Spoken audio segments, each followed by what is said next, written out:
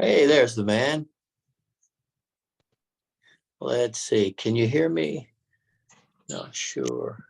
Yeah, I can hear you. Okay, good. All right.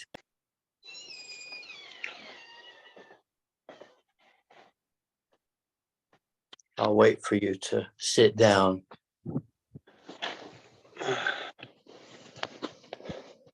I'm not recording right now. Tell me how you're doing today. Doing pretty good. Yeah? It's a busy morning. I had a harp client come collect their instrument that I repaired. I have 3 more harps that I've strung and another 2 to go. Okay, so you're not lacking for work, are you? No, luckily I've been blessed with a multitude of customers. Do you mind if I start recording now, or do you want to do a preliminary chat? No, go ahead. Okay, all right. So tell me how you got into the harp. Was it something you chose from childhood? I didn't choose the harp from childhood. I was raised by a father that valued people who work with their hands and work hard and productively. And I think that I was a contributor to the success. I always enjoyed building things and technical challenges. Would you describe yourself as an engineering type? Yeah, that was my chosen course of study in college. And I tend to approach a lot of the challenges in harp building in a very methodical way.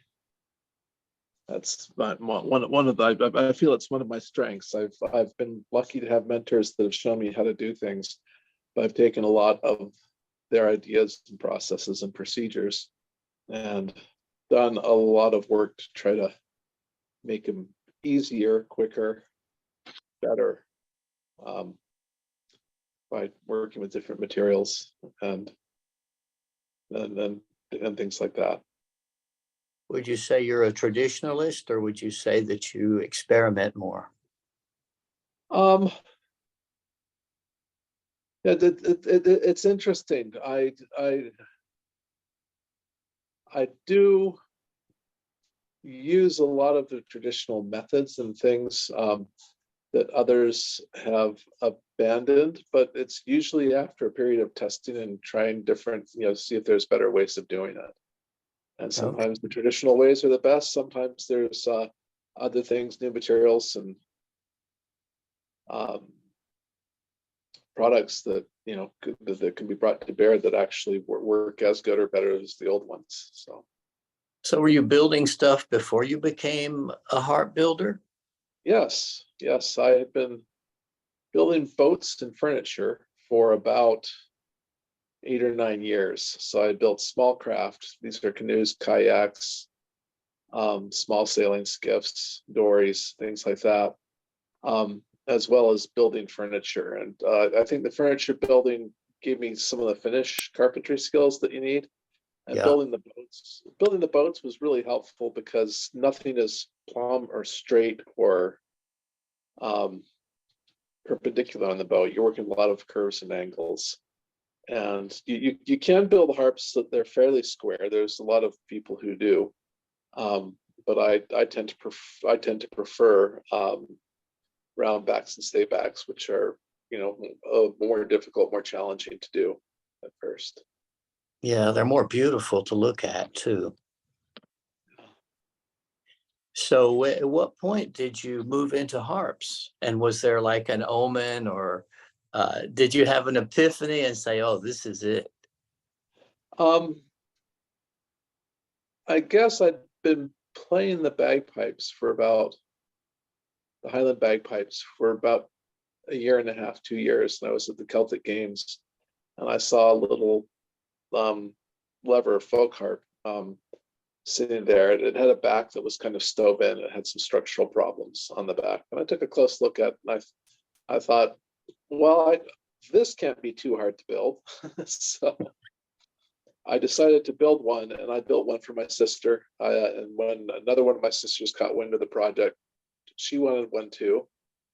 So we built those first two harps, and my brother-in-law, the oldest sister's husband, had been a piano tech and worked on pianos. He came out and helped me string it, which was one of the more daunting aspects. One of the ones I was most afraid of, I should say. And he came Yeah. out, we got it strung up, and she went back to Oklahoma with it. And then my 6-year-old daughter said she wanted a harp, so of course we had to build one for her.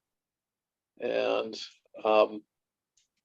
her music, we checked out probably 15 harp instructors in the area, and there was only one who was willing to teach a kid that young. And she said, I'm not willing to just teach a 6-year-old and have you sit and watch. You're going to have to be learning with her. It needs to be a Suzuki style situation where the child has an adult actively practicing with them.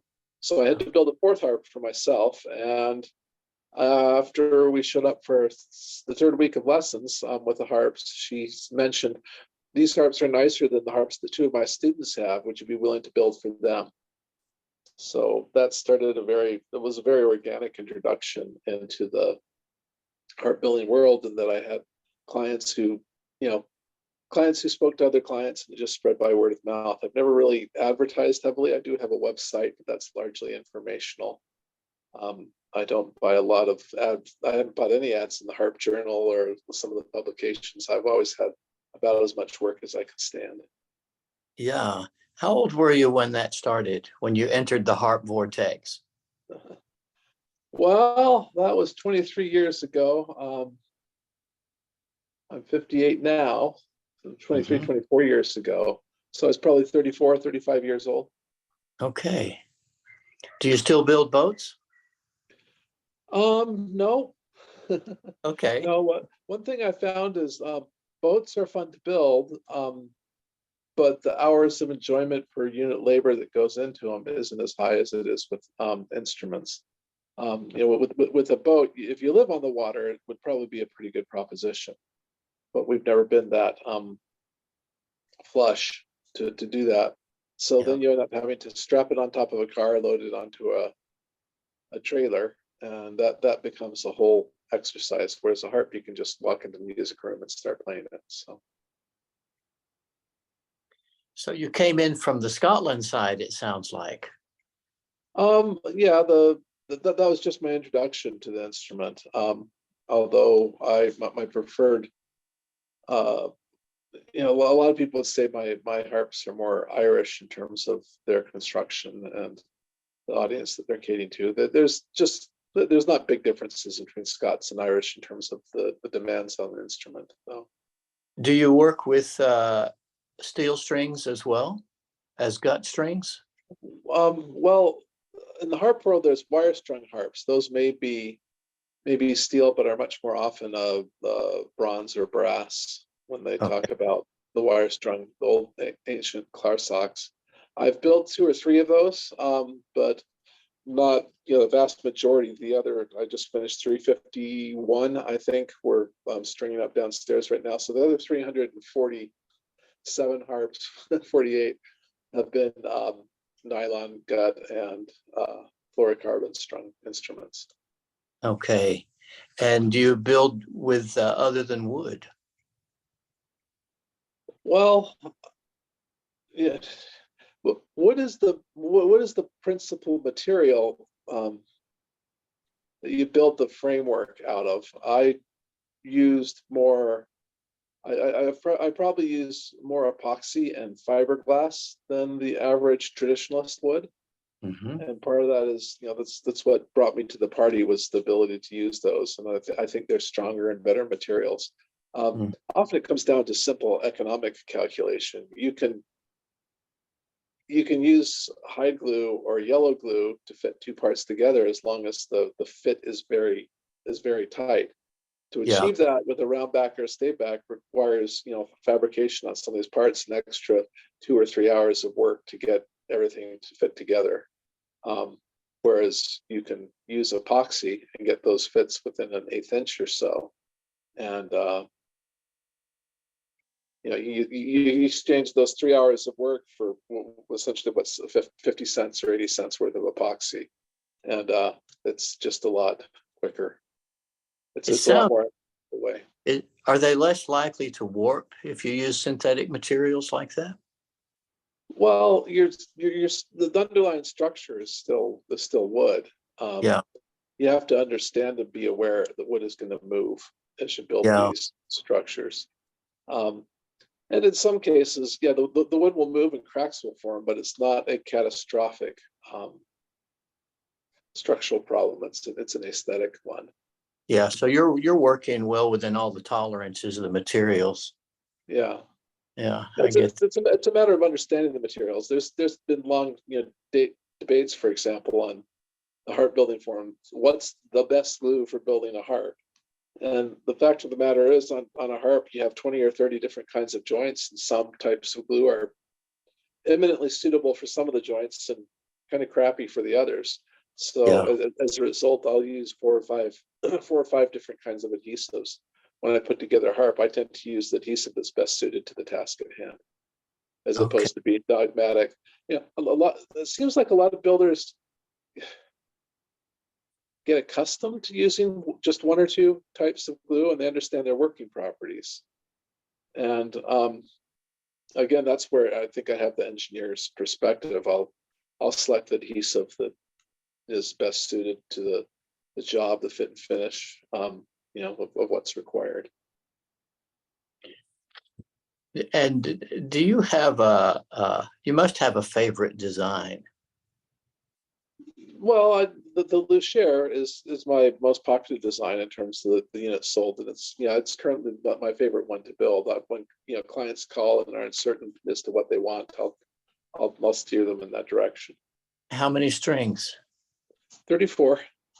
Okay. Do you So build it? it's You just build? short of what's commonly called in the industry a 5-octave harp, which are 36 strings. Yeah. Okay. All right. Sorry to interrupt. No, that's okay.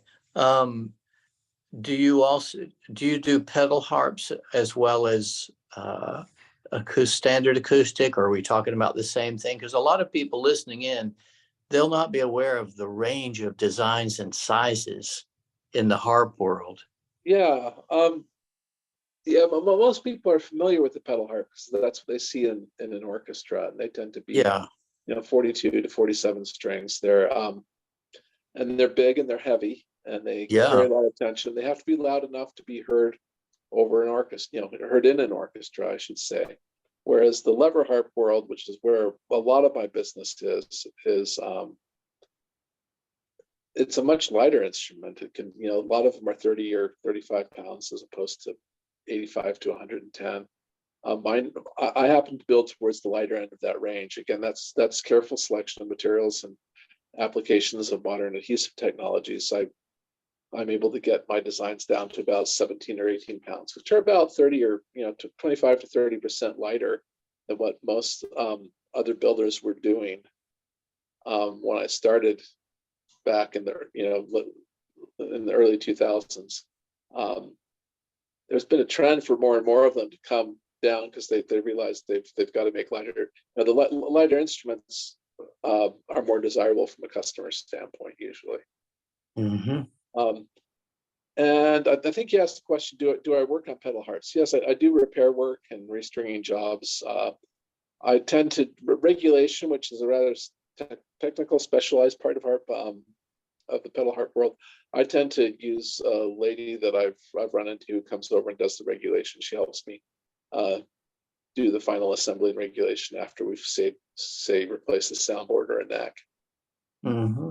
But the pedal harps are much larger than under higher tension. It's I'm trying to think of a good analogy. It's like the difference in between being a shop mechanic that works on Toyotas versus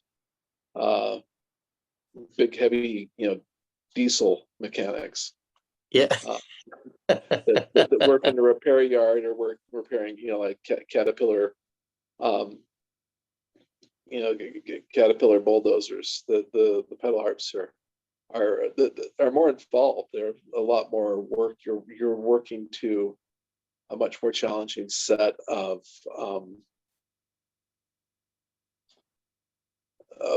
structural loads that are on it. easily trip, anywhere from double to 4 times what you have on a lever harp in terms of the overall tension. Yeah, and it's a lot more mass. A pedal harp for an orchestra, how heavy would that be? Oh, those are again 90 to 110 pounds. Yeah, They're big. yeah. You basically need a trailer. Yeah, and the thing, they also tend to be highly decorated. So the people who work in that area regularly either develop or contract out the gilding, painting, carving, and other skills that are needed. It's much harder as an individual occupation to try to master all those parts and pieces of the craft, master them well. Yeah, I can understand that. You mentioned earlier that you originally were playing the bagpipes. Yes. Is that still going on? I don't play the Highland as much. I'll do the occasional wedding or a funeral, but I primarily play the Uilleann or the Irish bagpipes now. Mhm. And I have 3 or 4 students that come over every week for lessons. Okay. And I'm not the best piper in the area, but I'm one of the few who's willing to teach. Um, That was going to be the next question. Okay. which I suppose is one kind of a qualification.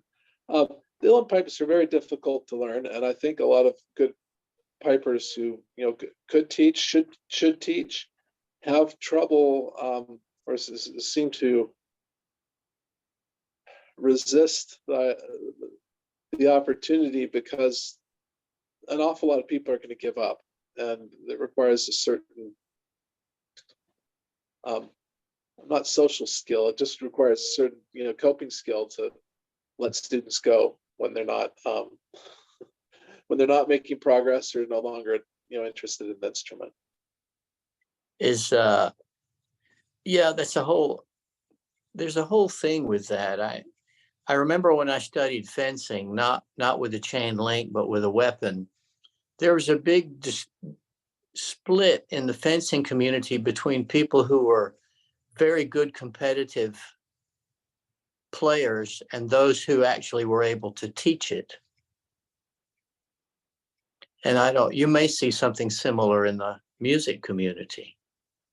Just because you're good at it doesn't mean you can transfer that knowledge to other people. Yeah. Exactly. Do you like teaching? I think it's rewarding, and I've learned a lot from it. Yeah, well, let's put it this way. I enjoy teaching when the student is learning. It's not much fun when they aren't practicing or progressing. It just becomes, I imagine it's like, being a cancer doctor. It's really tiring to show up week after week and just watch your students slowly die, No, that's not much encouragement, is it? But I guess if the student's got the passion, it's a lot more fun. Yeah, when they're picking up new skills. And nothing tickles me more than to have people who come for 2 or 3 years and they learn everything that I have to teach them and are ready to go off and continue learning on their own or going to other teachers. There's really good teachers who are available online now, and so I try to get them to the point that they can either learn on their own by listening to tunes and watching other pipers closely, and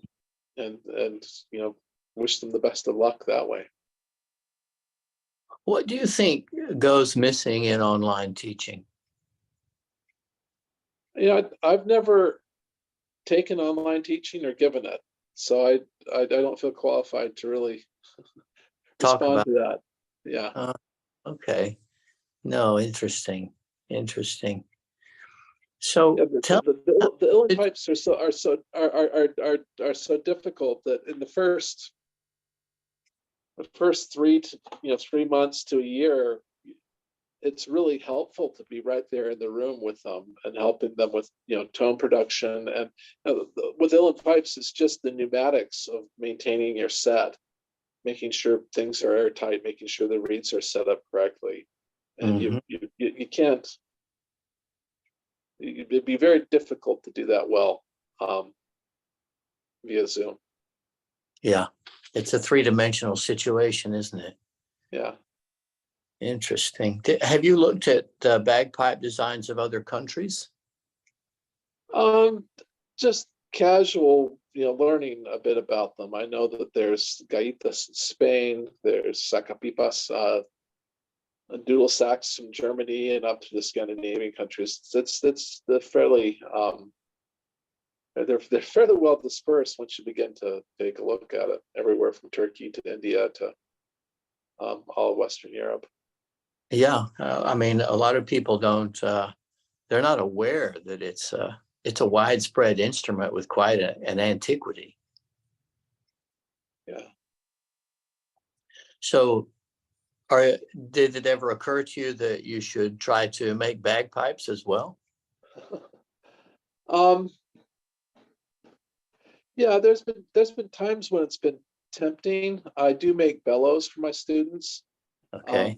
mainly because it's something that I can do well to really, especially to make uilleann pipes, which is what I'd be interested in. You need to be a good wood turner and a very precise machinist, because the bores are very demanding, very exacting, much more so than they are for the Highland pipes and other types of pipes. And I've as I've kind of looked at doing that, I've realized if I want a nice set of pipes, it's a heck of a lot easier to build 2 or 3 harps and get someone who's really, really good at it to build a set for me, if that's what I really want. Yeah, I Also, get. again, I'm so busy with the harp demand. The idea that I'm gonna find the 5 to 10,000 hours it would take to become an expert at building uilleann pipes is kind of it's kind of ludicrous. So human human limitation.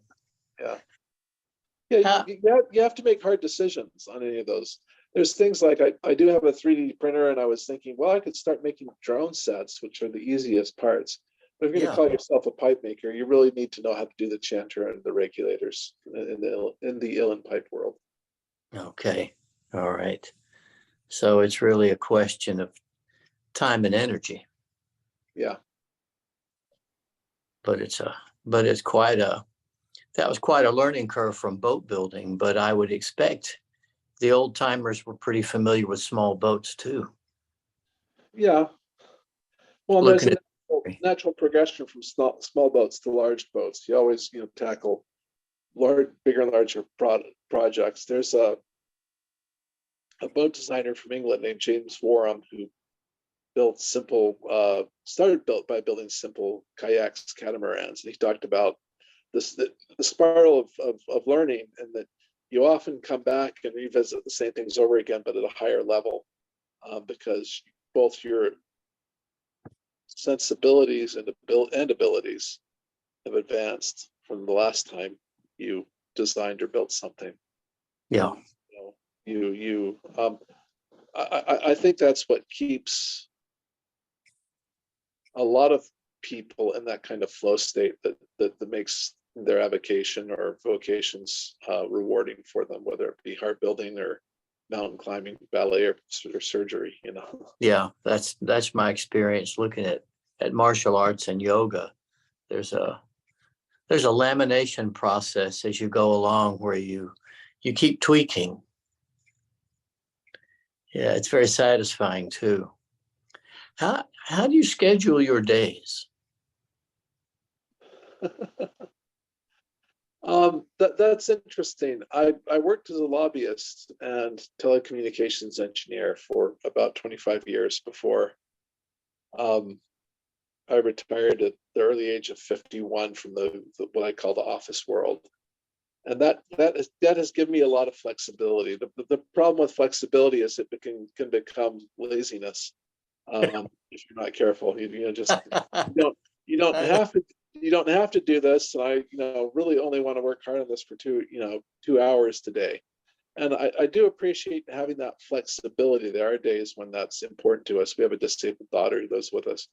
But one thing I found recently is that inviting apprentices to come over and work in the shop um, gives me blocks of time at which I know I am going to be actively engaged in heart building. Yeah. And so Mary Ann comes over on Tuesdays and Thursdays at 9:30, and she stays until 2:30 on one day, 4:30 on the other. And that gives me a good solid block of time. It also helps me keep up with the flow of harps that are coming in and Yeah. tackling those projects. And she happens to be a seamstress, quite a good one. She does Renaissance clothing and reproduction clothing, and she has taught me a lot about pattern making and how useful that Yeah. that is, because she's very precise and quick, and how we can fabricate those patterns. And I've been using patterns before, but she's taught me some tricks, and is when we're facing a situation, she'll say, "Hey, you should make a pattern for this." We'll do it quickly. I also have a guy who he came in the shop to build a harp. He's an older gentleman that has been building model airplanes for 30 or 40 years. He was actually in the financial control office for one of the mega counties nearby. And he's really useful, because I will be facing a building challenge. It might be, say, cutting really narrow, deep slots into a harp neck to effect a repair or to reinforce the neck that we're building. And he's helped me come up with ideas, and he's helped me come up with tooling, I should say, and approaches that work better than anything I could have come up with on my own. Okay, so what I'm getting from you is this interdisciplinary overlap where you have conversation with other people who are involved in crafts can really create some helpful tools. Yeah. Well, it's not just an overlap, it's inviting them into my shop to build. Every year I'll have 3 or 4 people come and build, and about a third of those people are, it's usually men or women that want to become harp builders in their own right. And they'll come, and I'll show them everything that I do in the shop. We'll build a few harps together. Some of them are more musicians that want it, but there's a cross pollination there that's very helpful. I love to visit other people's shops. For example, there's a French horn builder that lives up near Baltimore. Makes very high-end French horns, Lawson Brass Works, and just going up and seeing his operation, how they store materials, how they approach work and different tasks is very thought-provoking, inspiring, and useful. You'll see stuff that they do and go, "Oh, I could use that in my shop." Yeah, this is fantastic. Yeah, there's another guy named Dana Johnson who builds concertinas just 1.5 miles, 2 miles from here. I remember going to his shop and seeing how he developed tables and workstations for working on reed pans and things like that. That was very useful to me as a harp builder, and inspiring. Yeah, I can imagine. You're entering another world. My tendency, if I go in someone's house, is to look at their bookshelf. Mm-hmm. I want to know what the ideas du jour are in the house, and it's interesting to get that overlap. Well, I should probably talk to that French horn guy. He sounds like a wonderful character. Yeah. What's his name, if you don't mind me asking? I don't have his name. I just remember visiting his shop 15, 20 years ago. But if you look up Lawson Brass, Yeah, I'll look it up. you'll find if they're still working. But it looked like it was an old chicken, not a chicken coop, because it was one of the big long concrete buildings. But it was like an old chicken farm that they had moved into. Long, low concrete building, and they would basically have brass tubing coming in one end and these $20,000, $40,000 French horns coming out the other. So it was amazing. That's a hell of an alchemical transformation. Yeah, and it's people in between that make it all happen. If have you ever, this may be going a little too far, but have you ever thought of just, if someone said to you, how would you, if you just were given carte blanche and knowing what you know, if you came up with your own personal harp design, Would it be basically what you're building, or do you think you would change things? There's always a balance in between what the marketplace is willing to pay for Yeah. versus what you're, what you build, for yourself. The thing is, I used to spend more time practicing and playing the harp than I do now. But when I'm thinking of the ultimate harp that I'd like to say build one of my daughters, it's fairly close to what I'm doing now. Okay. A thought that I had over the weekend. I was working to repair a cracked neck on a harp that was built by a fellow named Mike Costarison, and he, I think, lived in Massachusetts, Sturbridge area. Mm-hmm. Who started building harps after he retired from what I presume was an office job or an engineering job of some sort. He was a good word worker, and the product that he was churning out at the end of his life was really good quality. And it was only after 5 or 6 years of building. He didn't have, and what took him is he had lung cancer and died. Mm-hmm. And I began to reflect on people like Mike that basically died with 1 or 2 projects still on the workbench. Another one of my mentors, Steve Green, was a cabinet maker out in West Virginia. Had 1 or 2 harps. They died with their boots on. Lee Gaiman, probably my biggest mentor, met him in 1999 when I built my first harps. Drove up to Mechanicsburg, Pennsylvania. And he had 1 or 2 harps on his workbench when he died. And I thought, it's really neat to be able to work on something that's so engaging that these 3 men and others are, they're literally having to haul them out in a pine box. It's something they want to do until the week or day that they die. Yeah, it implies being part of a larger process. To me, it's like being it's like inheriting a tradition, and you're being carried by the river of tradition.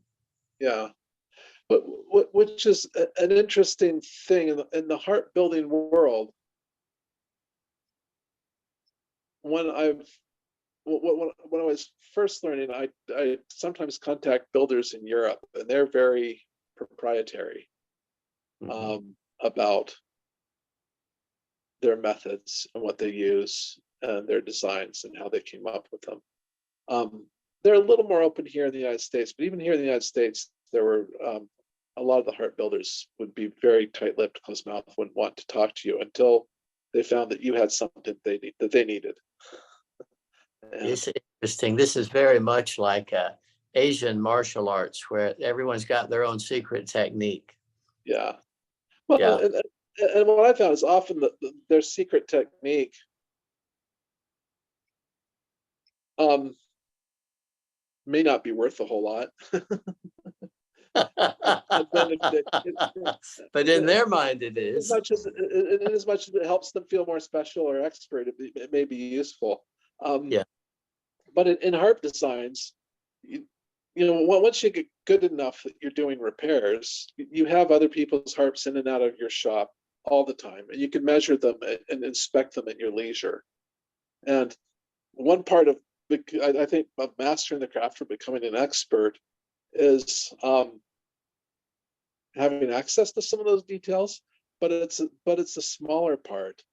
A lot of what makes a harp sound great is doing it over and over and over again, and you really get into the subtles. From a martial arts perspective, I think that's, I understand the whole blue belt, black belt, the systems they have for advancing, but a lot of that is just for helping people maintain interest on what's going to be hopefully a 3 year to lifetime journey. Yeah, exactly. Yeah, very much so. This, you mentioned your first teacher. What was his name? Well, my first mentor was a guy named Lee Gaiman, who lived up in Mechanicsburg, Pennsylvania, and How did you find him?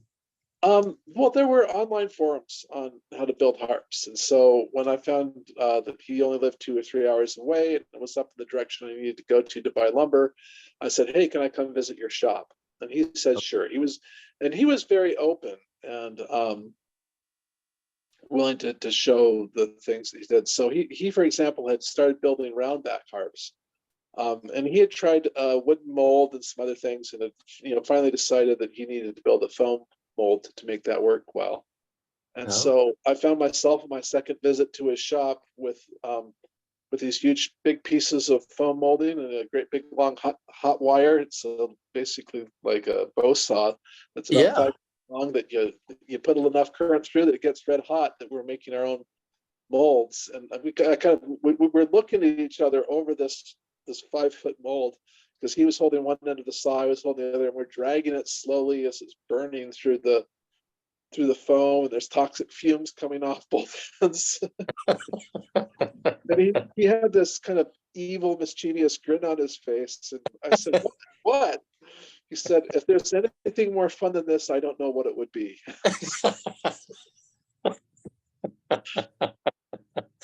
Hey, one of the happy moments.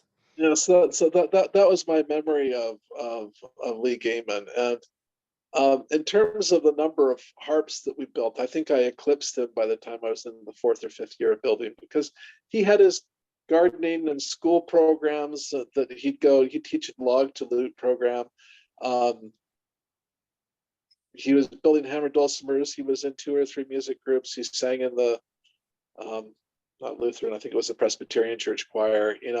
He had all these interests that kept him probably more broadly engaged in the community than I am. But He sounds like a busy guy. yeah, but Well, a real gentleman, and lots of fun to visit. And I took his method for building roundbacks is one of the things where I tried 4 or 5 different kinds of plywood and 6 or 7 different kinds of adhesives, and figured yeah, out how to make my own custom vinyl bags for doing the vacuum bagging to make these things work.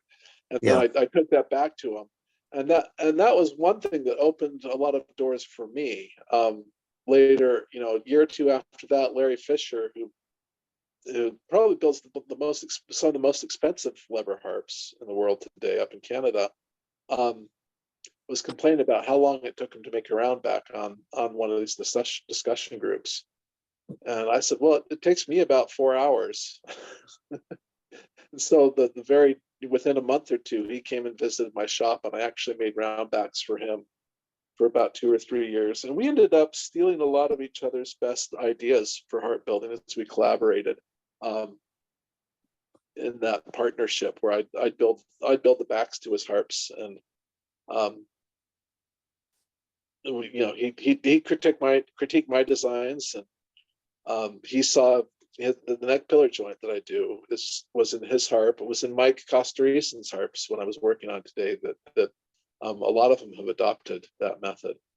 Again, yeah, this is not a traditional chopped mortise and tenon that's done with a big mortising chisel, which would be the traditional way to do it. This is something that can be done with a table saw, and it takes literally about 10 minutes to do wow, table saw versus an hour and a half, 2 hours of doing a carefully fitted curved mortise and tenon, which is what you'd have to do if you're being strictly traditional.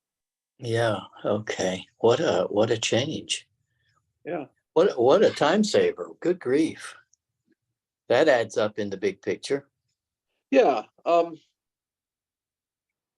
One of the things I did around harps number 15 to 18 is I laid out the whole process for building it out on a process flow chart, and recorded every step in terms of how long it took, the amount of materials, and this is an interesting part of mastery, I think, too. Um, I think there were 45 steps in that process as I diagrammed it at that time. And Yeah, I picked the 12 things that I hated the most, the things that I was unhappy with because they didn't work, they just didn't work well, or they took a long time, or you know, and I tackled each one of those in series, and would spend know, some of those things, it was easily a year I was engaged in that. Spend the next year, a month on each one of them, working out and coming up with better jigs. The thing that's interesting about those problems, sometimes you can eliminate those problems by getting more tooling and equipment. More Yeah. frequently, it's getting jigs or changing your process flow or Hmm. changing how you set up things. And through that process, and then in a probably 3 or 4 year period, I took harp building from being something that took me about 110 hours per instrument down to Yeah. about. So Oh, you're able to, if you're able to build 2.5 times as many harps, it becomes, more profitable, obviously, but it also becomes more enjoyable hmm. because you're doing things that turn out well.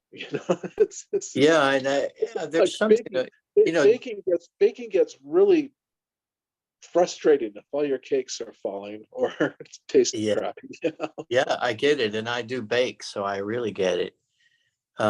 This idea of process interests me, and the idea of streamlining process. Also, the idea that there's an emotional aspect. Everyone has a part in whatever they're crafting or working on. Everybody has this part they always hate. I always hate this part. Even in baking or people, if I teach people a series of movements, they'll say, I don't like these movements, but I like these movements. And it's interesting to me how dislike appears in a process. And what you did is you magnified it and said, well, let's just study this dislike. And Yeah, and I'll bet you that's where your improvement really hit. yeah, yeah. Well, and what I tell pipers is often, there'll be a whole tune that they're doing, and there's 2 or 3 passages which are difficult Yeah. um, for them. And what I've found to myself is emotionally, I've got to play those passages until I like them, until they sound right. You basically have to overcome that dislike that you have for those parts. And, it kind of reminds me of my dad saying, "You will continue to eat gazpacho until you learn to like it." I remember as a kid going, "It's cold, it's sour, it's tomatoey," and I hated tomatoes at the time. Oh, has that Um, changed? You like them oh now? yeah, I like tomatoes Okay. now. And, but that applies to so many different areas. Interpersonal relationships. If you're having trouble with someone, you have to have the intellectual honesty to recognize there's a problem Yeah. and go talk to them and work on it and resolve it. Yeah. And it's the same with music. I assume it's the same with the Taekwondo move or a It's series of progressions. it's it's part of process. It's part of the process. Yeah. Yeah, very, very much so. And I it requires an intellectual rigor, but also there's this huge emotional component of I don't want to do this. Just learning to tell yourself to calm down and know this is something we're going to have to address and get better at. Yeah. Absolutely, absolutely. And I think that's when you lose students or when people drop out is when there's that emotional pushback. And yet that's the key point. That's right where the make or break point. Yeah. In a spiritual sense, there's scriptures that say, "I will take your weaknesses and make you strong." Yeah. And if the things that I treasure most in life, or the things that I think I got good at, usually came about because of a crisis or something I had to work really hard at to overcome or get good at. Yeah. I get that. I get that. Something else that's kind of pecking on my shoulder as we talk is there is um, there's something happens with time when you go into that stage. It's like it dilates. Mm. When you go into the difficult part that you don't like, if you can push yourself to do it, I want to say there's a time dilation. It requires a completely different frame of mind and you have to reset yourself. And I think that's really significant, that there's a change in the sense of time and how you feel when you go into it. Yeah. And I don't know what all that's about, but I remembered, this might interest you, Milton Erickson, the old psychologist, he was experimenting with hypnosis, and he found under hypnosis, a person could write a book in a matter of minutes that normally would take hours. And they could write it in their mind because he had convinced them it was a whole day of work. Yeah. And he would bring them out of the trance, and then they would have the whole thing written in their mind. And they would be shocked because they were able to be creative much faster because they felt like they had so much time. Interesting. And when you talked about going to the tough bit or the part that makes you reactive, what I find is when you go into a state when you narrow your attention. But when it's really narrow, time seems to surrender with the intensity. And Right. I know you must have these states when you're building, when the clock just goes round and around, you look back and go, gee, that's 3 hours. Well, another aspect of what you're talking about is you also emerge from that, though, with this sense of elation, or Yeah. a heightened sense of self, because you've overcome. You've been able to do something that is uniquely difficult and hard. Have you ever studied or read Flow by Mikhail Csikszentmihalyi? A long time ago. Yeah. It's good. I really liked his work and how it applied across so many different disciplines. But he talked in detail about this flow state that people go into. Yeah. Like you call the time ceases to exist, or it becomes less of a parameter or a constraint. Yeah. As Yeah. you're fully and completely engaged in these challenges. Yeah. That's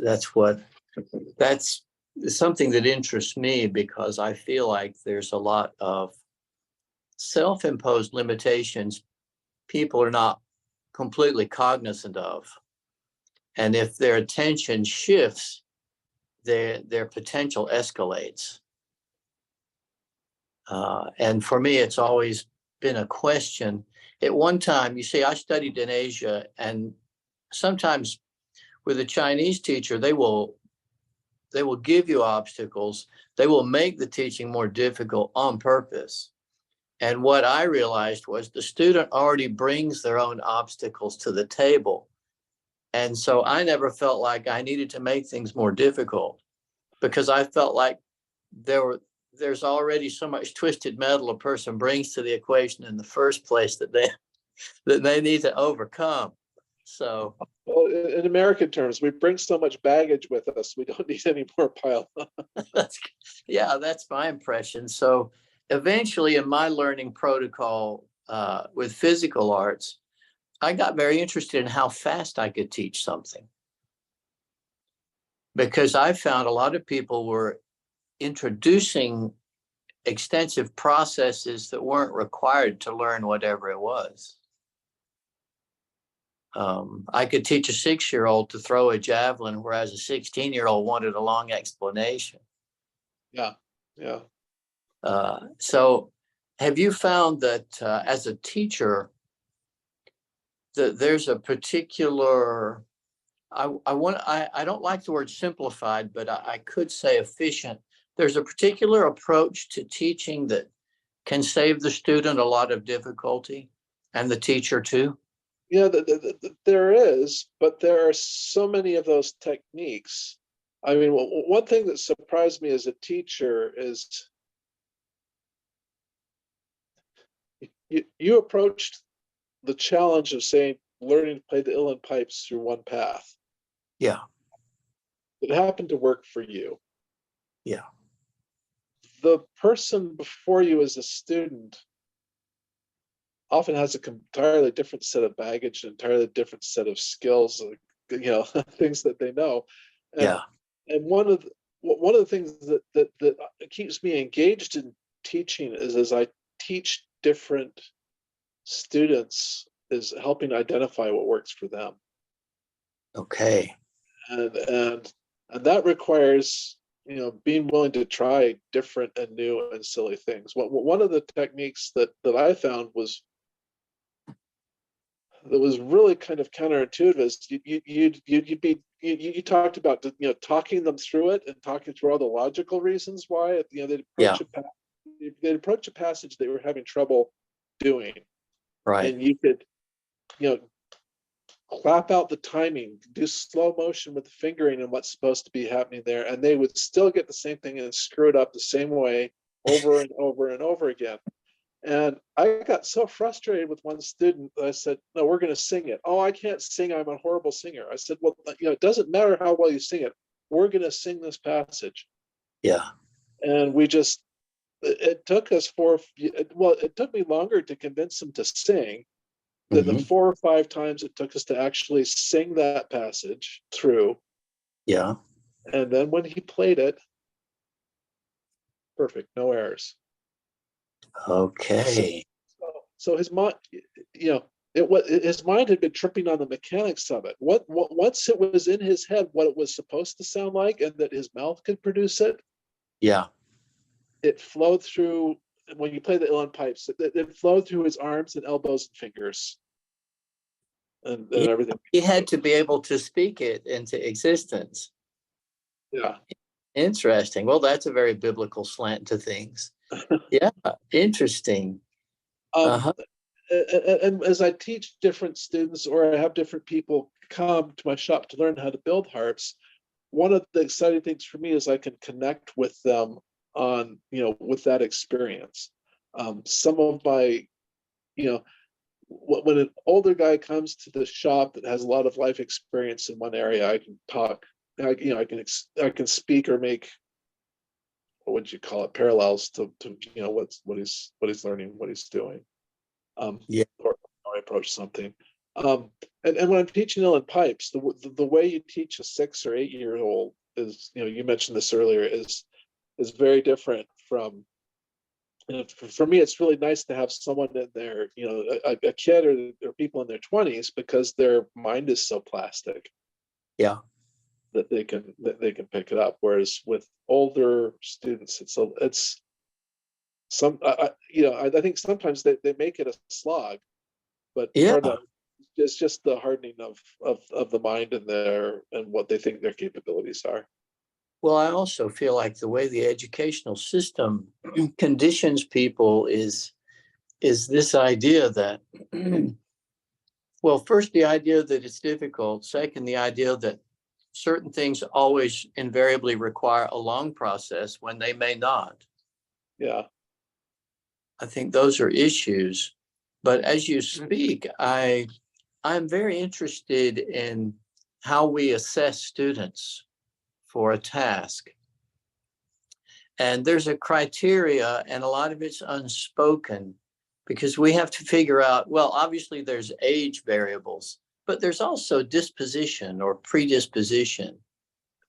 And this is huge because you can get a huge amount of work done if you really understand where the student's coming from. Right. Right. In the winter, we go skiing out to Utah because the kids, they're going to school there. It's where my wife and I met.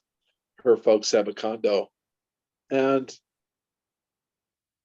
I've had an opportunity to teach a whole series of 18 to 24-year-olds how to ski because my nieces and nephews will bring their boyfriend or girlfriend up, um, and things like that. And skiing to me is interesting because you need to have a certain level of strength Yeah.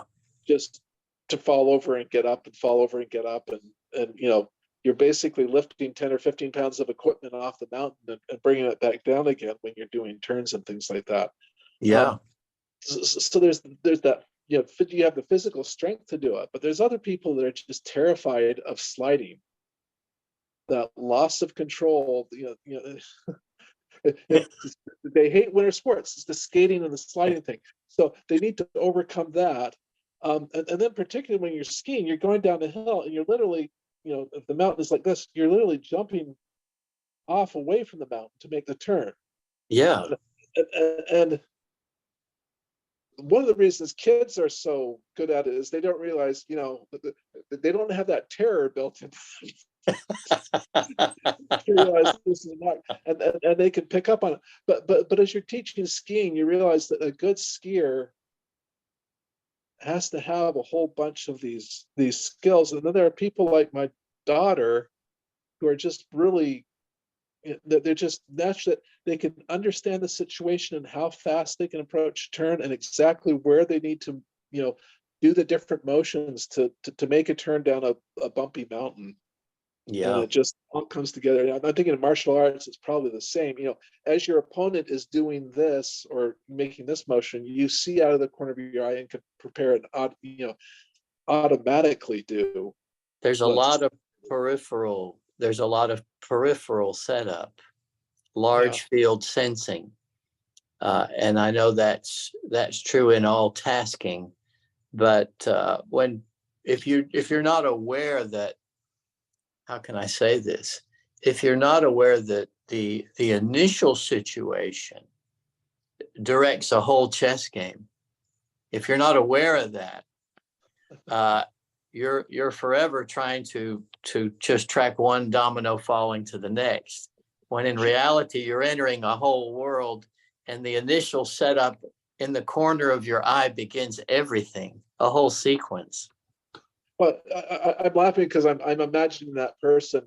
They say there's three kinds of people: those that make things happen, those that wondered what, and I forget the name of the three groups. So there's those who wondered what happened. That's right. Just find yourself, lying on your back with your opponents, standing over you, going, What was that? Yeah. The Chinese say you make them see heaven, which means they end up looking up at the sky. To me, it's also interesting, this Western philosophy that we often have when we're working with students or trying anything new in life. Is there's this tale that, oh well, there's a natural ability, or that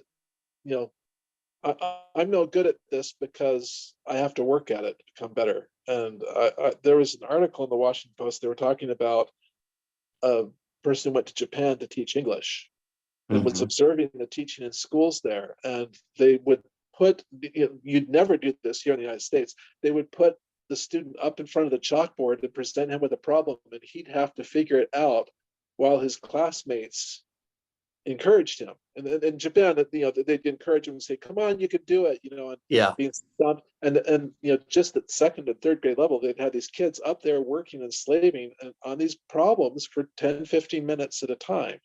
Yeah. Whereas here in the United States, either you're good at math or you're not. Yeah, we definitely have this idea in our assessment, which a lot of which is derived from the military. Personnel assessment. You take the FASB and it decides, not FASB, I forget what the military, there was that test that everyone took, and it kind of channeled you into whatever you were going to be. But the idea is you very quickly determine what someone's good for and what they're not good for. And the difficulties of that, of course, is if someone is very young, they're still developing and still exploring what they could be good for. So I think a lot of people get channeled off into these grooves very early on. Yeah. Think they're not gifted, or they can't, or, this happens quite early. Decisions are made and people get all sorts of inaccurate assessments of what their own potentials are. I'm mathematical, I'm artistic, I like to read, or I don't. People don't realize it's not that simple. Sometimes it's not the fact someone likes reading or doesn't like reading. It's the fact that they haven't found a subject that requires their interest. Yeah. And question of passion, of finding your passion. Yeah. Well, and this is my father's philosophy, and I hew to it more and more strongly with each passing year. Hard work can overcome that lack of talent. Mm-hmm. He was a very gifted researcher. He says the halls of academia and laboratories are Yeah. filled with people wallowing in their mediocrity because they've given up, Yeah. because Yeah. they are unwilling to continue to work hard at what at what they're doing. I myself, when I was in third grade, was diagnosed with pretty severe dyslexia. Um, I was 2 or 3 years behind my reading and writing and math. Mm-hmm. Yeah. Math in particular was very difficult to me. And my dad woke up every morning for, let's see, for about a year. And we worked from 5 in the morning until he had to go to work, usually about an hour, hour and a half, Mm. on reading and writing down numbers and things like that. And what surprised me is I continue to struggle with the dyslexia, but I learned how to work hard and to compensate for it. Sure. I think Yeah, that's true. yeah. I think And even ultimately it's a determining factor. yeah, and even in engineering school, I found I had to work 2 or 3 times harder at mastering and learning a subject than my counterparts did. Um, but because I was willing to do the work, especially in that freshman and sophomore year, Yeah. it set me up for success later on, because as you hit your 300 and 400 level classes, and later on when I got an MBA, there's a lot higher value placed on original thinking and being able to be thrown into the middle of a process and see your way towards the end or the beginning, Yeah. as opposed to the lower level classes in math and science in particular. It's like, well, these are the steps that you go through to find the solution, Mm-hmm. and you have to work through that in a very linear way.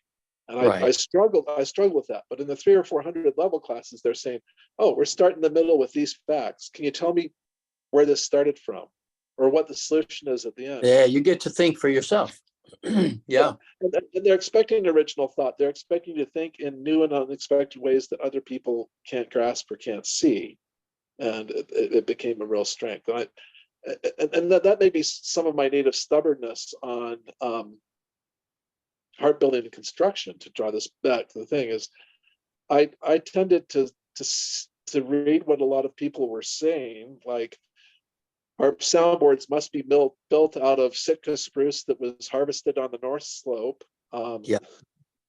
Yeah. and seasoned for, air seasoned for 20 years before it's suitable for use.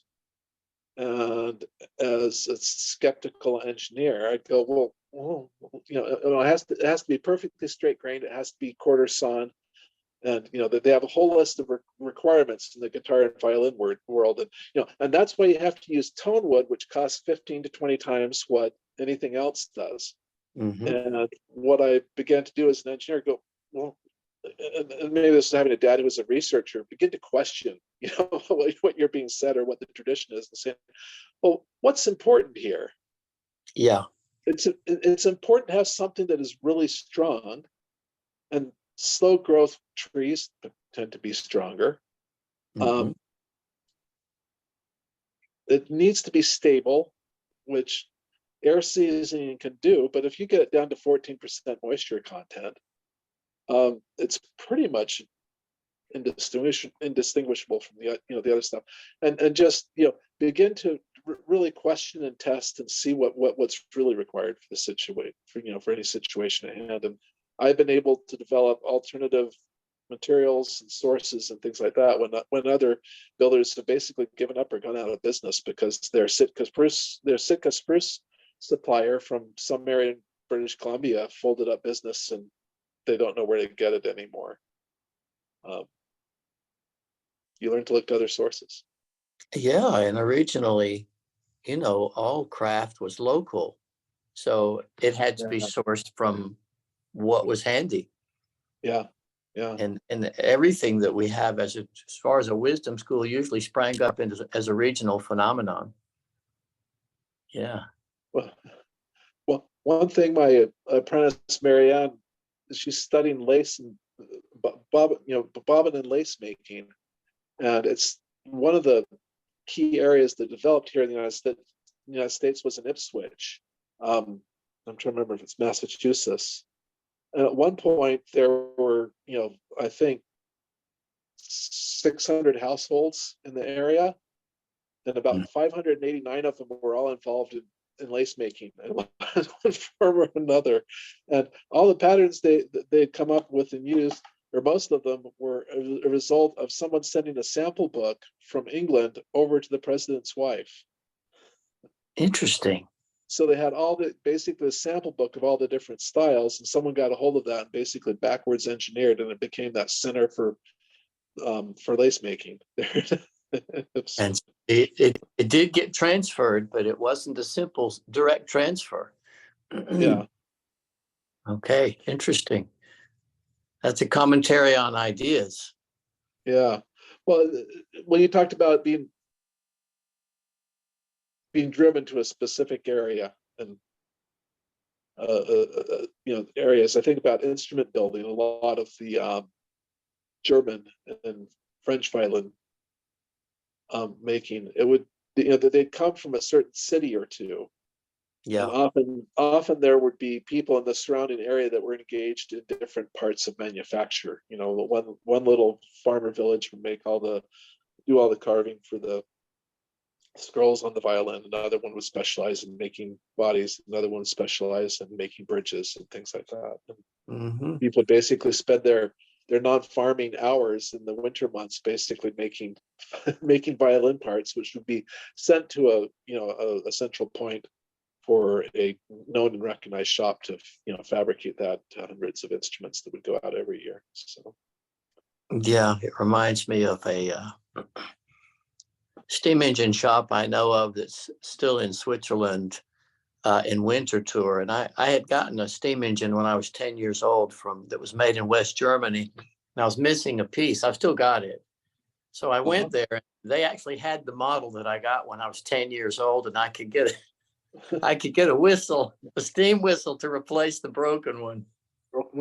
Hey, can you hold that for a minute? I need to go take care of something for about 2 minutes. I'll be right back. Yeah, well, just another 5 or 10 minutes and we'll conclude. Yeah. Okay, hang on. All right.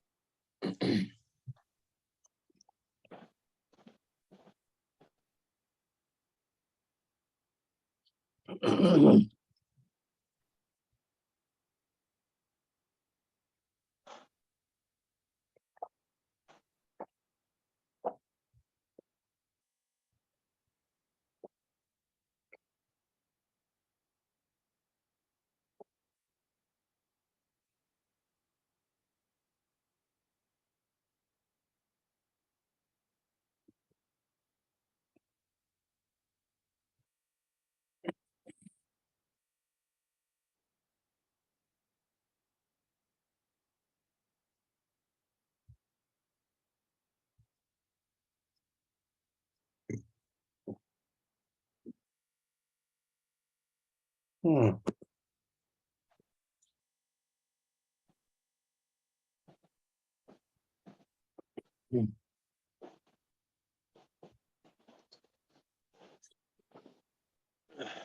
Okay, hang on now. I'm going to restart the video now. Okay. One other thought that I had, often there's a lot of people who want to be harp builders and luthiers, and they kind of have, I think, in their imagination, this romanticized notion that it's just endless hours in the shop working with wood, which is what they love. They love to do. But most commercial enterprises like that, one thing I think it's important for people to know is that you need to have a pretty broad set of skills to succeed if you're going to make it into a business. I suppose that's one thing I found over and over again is of the apprentices who come here to learn how to build harps because they want to start their own harp making business, only about 25% of them are able to turn it into a viable occupation for themselves. And part of it is because I think that the major thing that's happening there is only part of it is this romanticized notion of going to the wood shop and working with really nice materials all day. Yeah. You have to be pretty good at marketing. You have to be pretty good at customer service. You have to be pretty good at inventory control. And there's a whole host of other skills that you have to have. I'm thinking it's like someone who wants to teach, martial arts. It's great to be passionate about jujitsu or something like that, but to actually run a jujitsu gym and negotiate a lease and fill the class with students and deal with parents after a kid's been injured and all these, Well, what happened? You wear a lot of different hats. Yeah. Yeah. It's a hat wearing scenario. And getting back to my dad's point, a lot of it is just hard work. People come here and they're finding, oh, well, I have to spend 40 hours over and over, 40 to 60 hours over and over and over again, and a lot of it is, when it's hot in the summer, it's hot and sweaty down there. Even in the basement of an air-conditioned house, there's a lot of blood, sweat, and tears that goes into that. And there's days when your table saw breaks down and this supplier doesn't have the stuff that you need, and and an instrument that you just broke, it implodes because you bring string tension up on it. And having the emotional maturity to deal with multiple things going south and still realizing that this too shall pass and I'll get things back on track and things are going to be fine is hard. I think it's an aspect, having that discipline and the broadness of mind to wear those different hats and work at them is something that a lot of people miss. Do you think young people, due to the new technology, are lacking in that patience?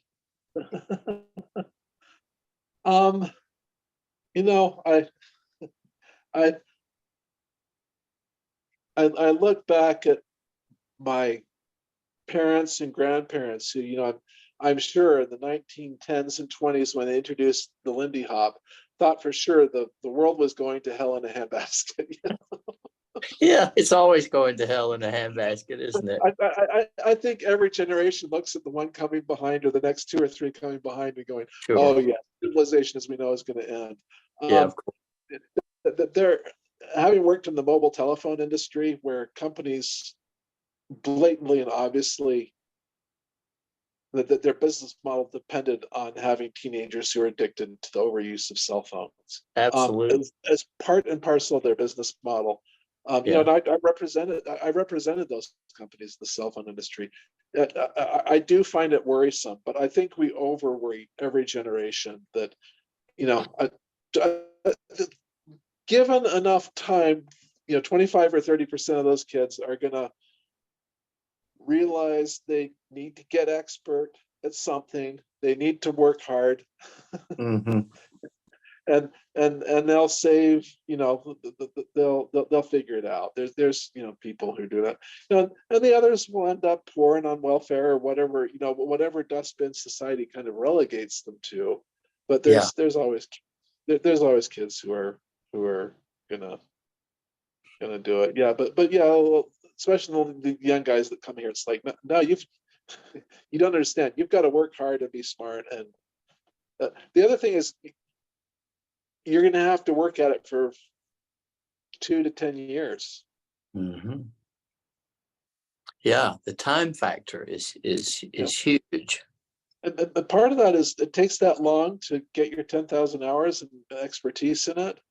But there's also this, I guess I'd call it a dental practice aspect Harp building. You have to establish that reputation of being honest, responsible, and when you're referral to another referral to another referral to another referral, when you're getting those fourth and fifth generation referrals coming in, you're realizing, oh, my customer base is no longer just in this area, it's regional or it's national, or Yeah. these are the things I'm becoming known for.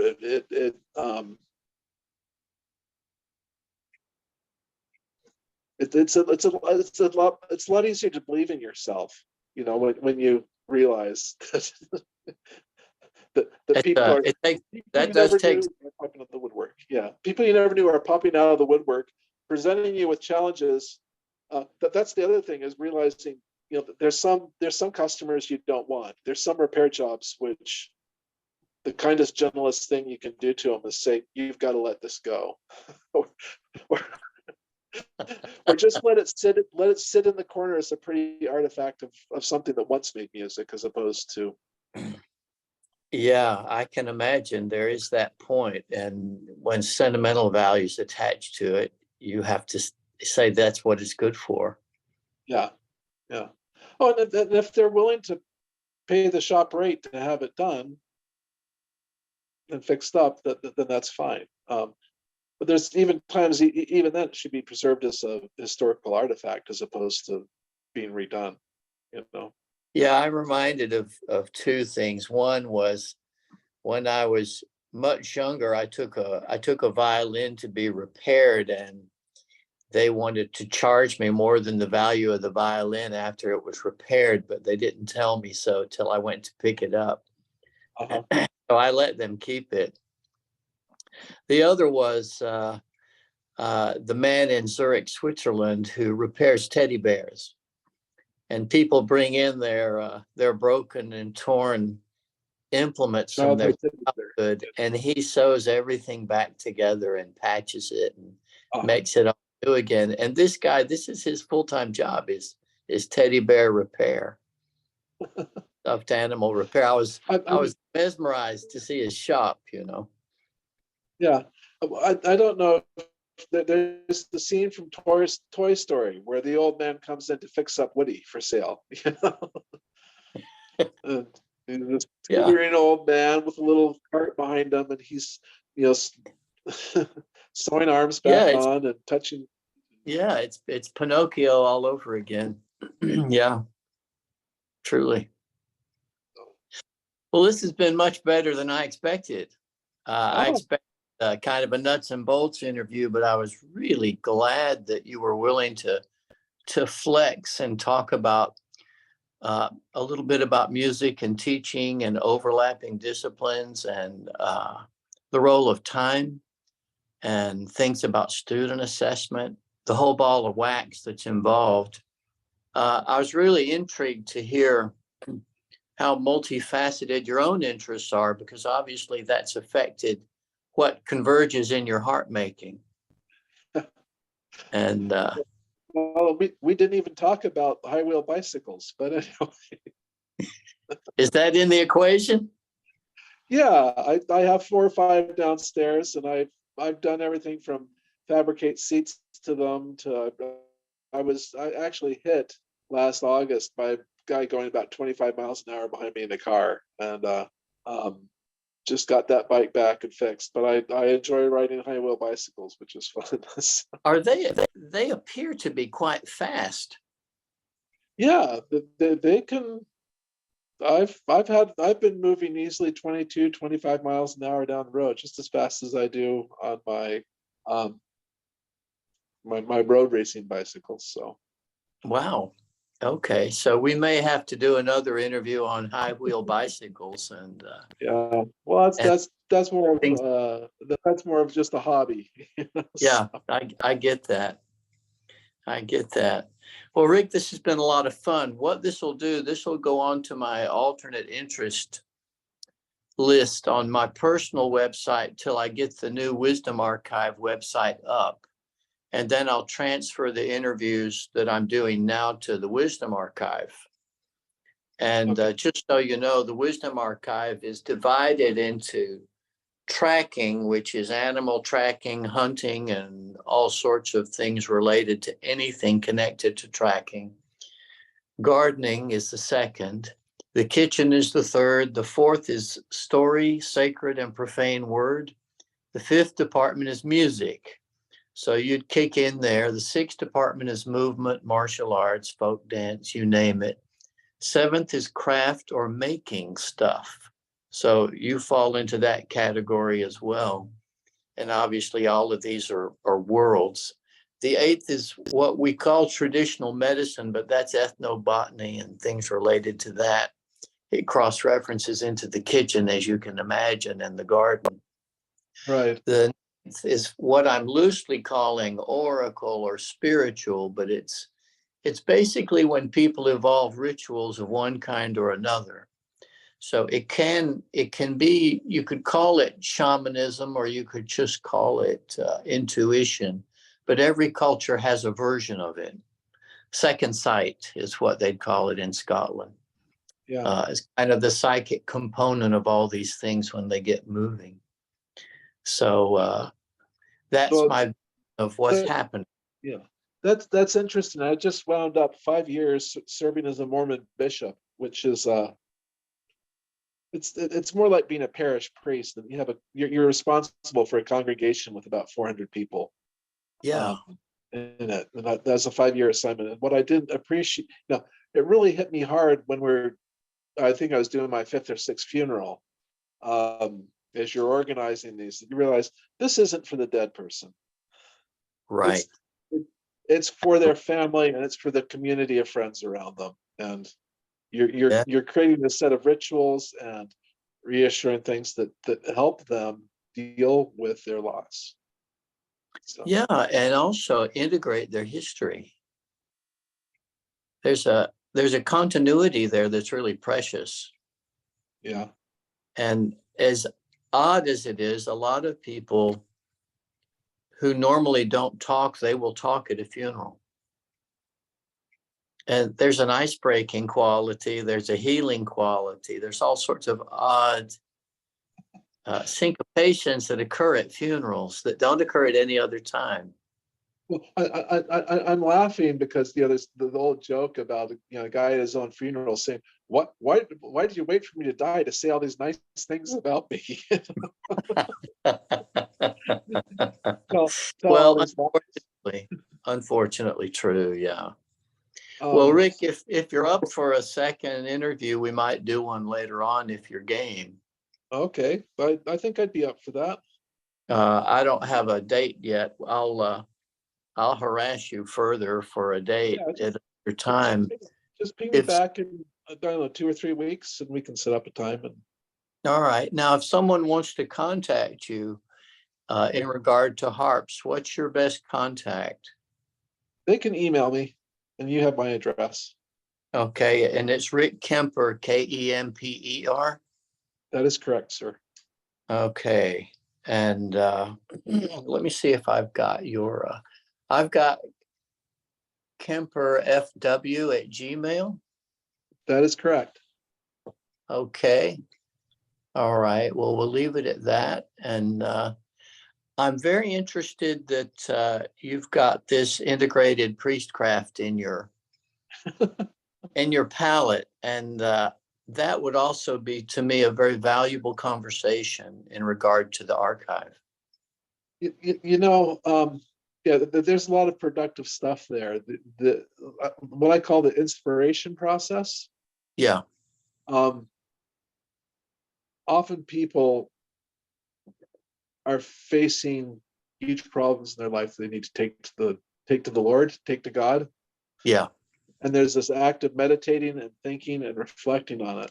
And that's identical to the process I used when I was trying to work on the 12 hardest parts of heart building.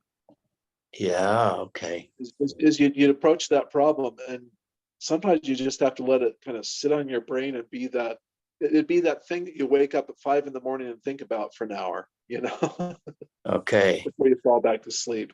And you wait for that inspiration to come.